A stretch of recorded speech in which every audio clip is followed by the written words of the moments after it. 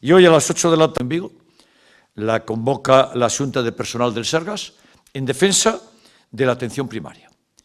La atención primaria está siendo pésimamente atendida desde la Xunta de Galicia y hoy la Junta de Personal del Sergas convoca una manifestación para defender la atención primaria y la sanidad pública en Vigo.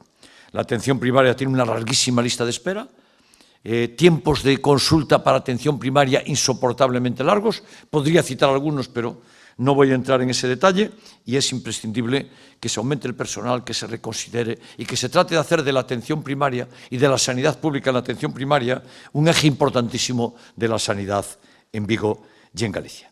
Por tanto, yo le animo a la ciudad a que nos acompañe en esta manifestación.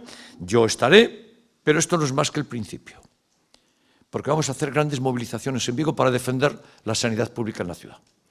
Grandes movilizaciones de todo ámbito, grandes movilizaciones culturales, artísticas, actividades, esta misma manifestación, porque la salud es lo más importante y la atención primaria en Vigo está pésimamente tratada por la Xunta de Galicia. Y a partir de ahí, a vuestra disposición para cualquier pregunta si la hubiera.